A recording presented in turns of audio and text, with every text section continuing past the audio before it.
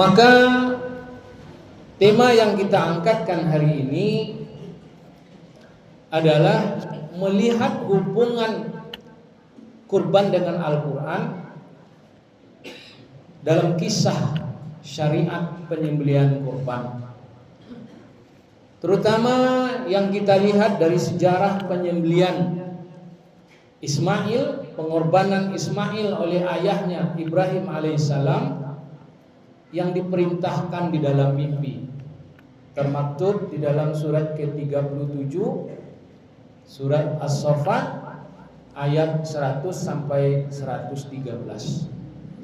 Di sini ada momen yang menarik, yaitu ketika Ibrahim melaksanakan perintah Allah yang diperintahkan di dalam mimpinya, maka Allah menceritakan kepada Nabi Muhammad di ayat 103 sampai ayat 107. A'udzu billahi minasyaitonir rajim. Bismillahirrahmanirrahim.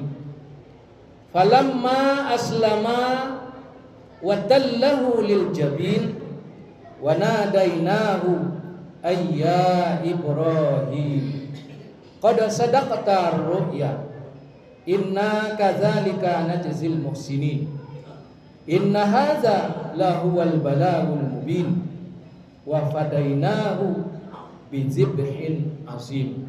Sadaqallahul azim. Ketika Ismail telah dibaringkan di atas pelipisnya dan Ibrahim siap untuk menyembelihnya, maka datanglah panggilan Allah melalui Jibril.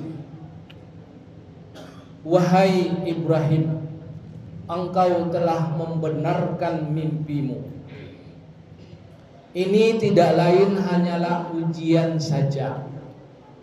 Lalu kami ganti Ismail itu dengan sembelihan yang besar. Apa yang menarik di sini? Awal perintahnya menyembelih manusia. Lalu itu cuman ujian diganti dengan seekor hewan. Dalam tafsirnya disebutkan seekor kibas yang besar. Di sini ada pesan tersirat bahwa hakikat korban itu bukan penyembelihan hewan biasa, tetapi adalah penyembelihan hewan yang ada di tubuh manusia. Apa manusia punya hewan? Iya. Di dalam diri manusia itu kalau kita kaji secara hakiki, ada 3 ruh yang sudah menempel. Yang pertama ruh nabati, disebut juga dengan istilah ruh tumbuh-tumbuhan. Tugas ruh ini hanya menghidupkan, kemudian bertambah besar, bertambah tinggi, hanya itu saja. Dan ruh nabati ini mengisi setiap sel yang ada di tubuh kita. Satu sel, satu nyawa nabati. Yang kedua dikenal dengan ruh hewani. Ruh hewan ini tidak lain adalah nafsu. Itulah binatang yang ada di dalam diri kita. Setelah berumur lebih kurang 120 hari atau sebutannya 4 bulan kandungan, barulah ditiupkan ruh insani. Ini dijelaskan secara detail oleh Allah dalam Al-Quran. Di antaranya surat 23 Al-Mu'minun mulai dari ayat 12 sampai 14, dan surat 32 surat As-Sajdah ayat 7 sampai 9. Nah, di dalam penyembelihan korban ini dipisahkan antara manusia dengan hewan. Bukan manusianya yang disembelih, tapi hewannya yang disembelih. Maka apa cara untuk mengetahui bahwa diri kita dikendalikan oleh nafsu atau tidak? Tanda-tanda nafsu di dalam diri kita itu, yang pertama, nafsu itu tidak suka menerima nasihat. Apabila kita marah ketika dinasehati oleh orang, itu bukan kita, itu nafsu. Yang kedua, yang sangat berani, termasuk berani menantang Allah, itu bukan kita, itu nafsu. Kalau kita berani menantang Allah, itu bukan kita, bukan manusia, itu nafsu. Andaikan kita lupa diri, tidak bisa membedakan mana yang kita, mana yang nafsu, maka kita terjebak dan menjadi budak nafsu. Yang ketiga, siapa itu nafsu itu? Nafsu itu yang takut kepada dunia. Itu nafsu. Takut lapar, takut tak makan, takut miskin, takut sama manusia, sagan wa. Itu nafsu. Nah, inilah yang disembelih. Kalau hewan disembelih dengan pedang atau pisau, tetapi nafsu atau binatang yang ada di jiwa kita tidak bisa disembelih dengan pedang, dia hanya bisa disembelih dengan Al-Quran.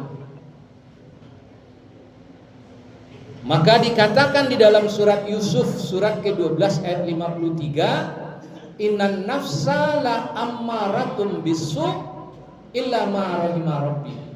Nafsu itu selalu mengajak, mendorong, memerintah kepada kejahatan, memerintah untuk mendurhakai Allah, kecuali nafsu yang telah mengikuti petunjuk dari Tuhan. Inilah penjelasan data Al-Quran yang mengatakan nafsu itu hanya bisa disembelih dengan Al-Quran. Nafsu inilah yang dididik dengan Al-Quran. Maka orang yang berkorban atau orang yang menyaksikan korban atau orang yang mengetahui syariat korban ikut di dalam penyembelihan ini.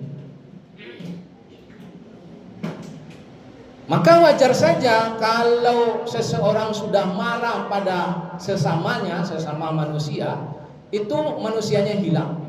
Yang keluar kebun binatang saja lagi. Bapak marah sama anaknya, enggak nama anak yang dipanggil, pasti nama binatang. Ternyata di dalam Al-Quran ada setidak-tidaknya ada 4 binatang yang dianalogikan kepada manusia, atau manusia yang dianalogikan kepada binatang. Siapa yang dianalogikan kepada binatang? Yaitu orang yang mengangkat sebagai tuannya nafsunya. Itu kemusyrikan yang jarang tersentuh dalam kajian. Musyrik yang terbesar itu adalah mempersekutukan Allah dengan nafsunya sendiri. Di dalam surat 25 Al-Furqan ayat 43-44. A'udzu billahi minasyaitonir rajim. Bismillahirrahmanirrahim. Ara'aita man ittakhadha ilahahu hawahu? Adakah engkau memperhatikan orang yang mengangkat nafsunya sebagai tuhannya? Afa anta takunu alaihi wakila? Bisakah kamu menjaganya?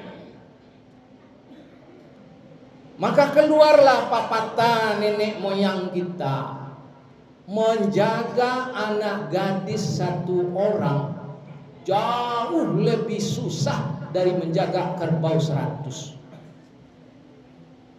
Karena orang yang terlanjur mempertuan nafsunya tidak bisa dikendalikan. Kalau saya bercerita banyak sekali contohnya. Ada anak gadis cantik dipingit oleh bapak dan ibunya dalam kamar. Pulang sekolah dia dijemput, pagi sekolah diantar. Pulang sekolah tidak boleh keluar rumah, dikurung di kamar. Tahu kelas 3 SMP hamil 7 bulan. Kok bisa sebegitu ketat menjaganya? Ternyata dia laksanakan di dalam kamar itu sendiri ketika dia dikurung oleh orang tua. Begitu hebatnya manusia. Tapi kalau kerbau 100 tidak sesulit itu mengaturnya. Ini yang dijelaskan oleh Allah. Apa engkau bisa menjaga manusia yang sudah mempertuhan nafsunya?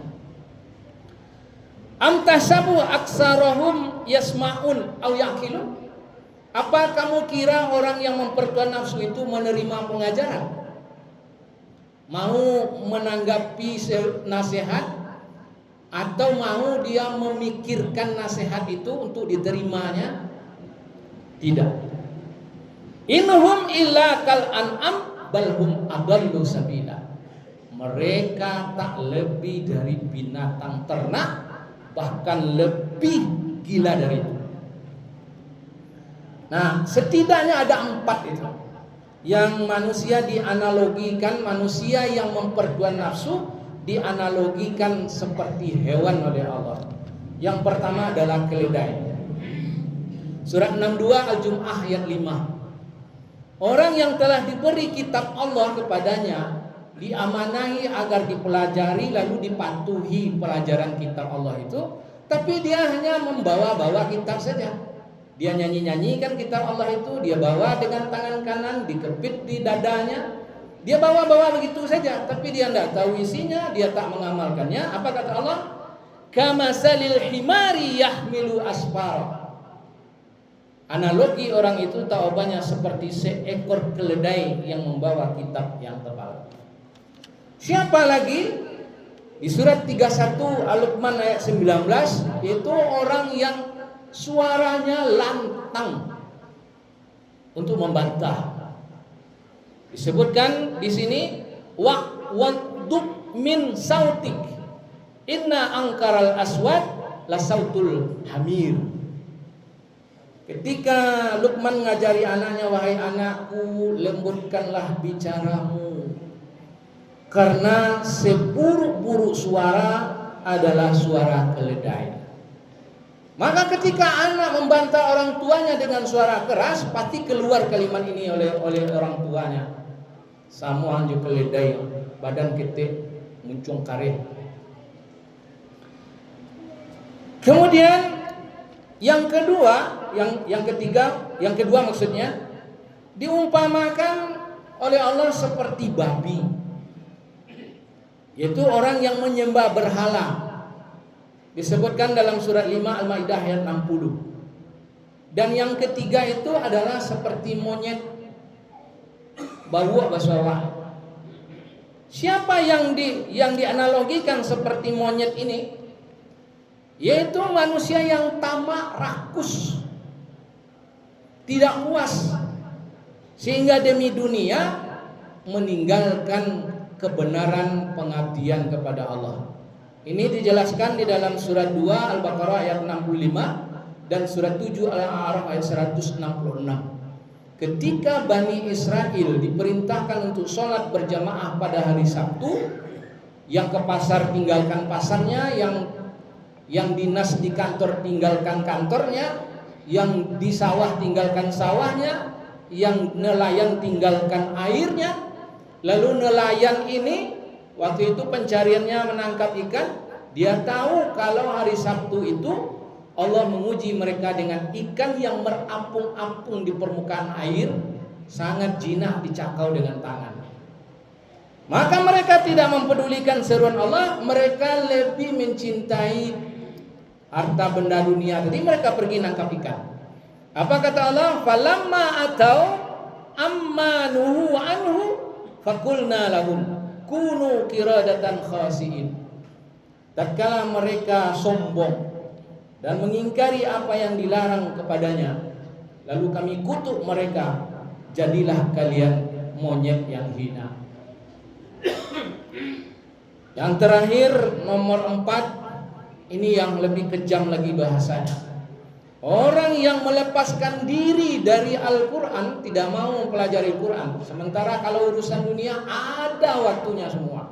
Hujan rinai, kalau urusan dunia ada waktu. Tapi kalau urusan mempelajari ajaran Allah, beribadah kepada Allah, tidak ada waktunya.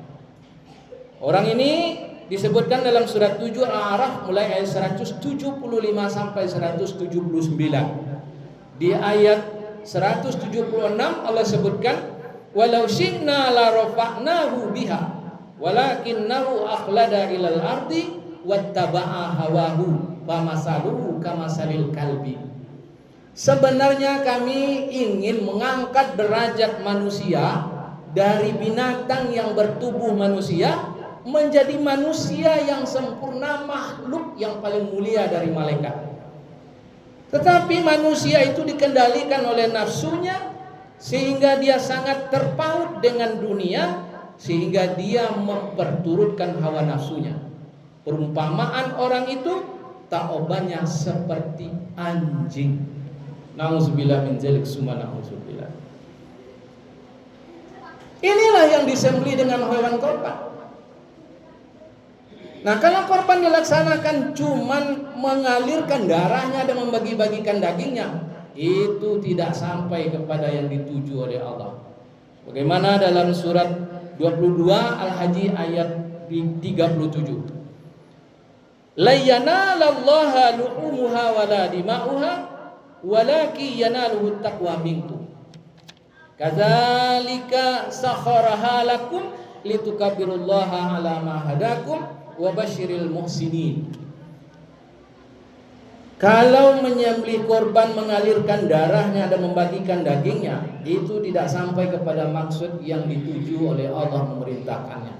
Akan tetapi dengan penyembelihan korban itu, kalian bisa menyembelih nafsu hewani kalian untuk meningkat ketakwaan kalian kepadaku, maka itulah tujuan syariat korban itu, hewannya ditundukkan kepadamu agar kamu membesarkan Allah menurut kitab petunjuknya.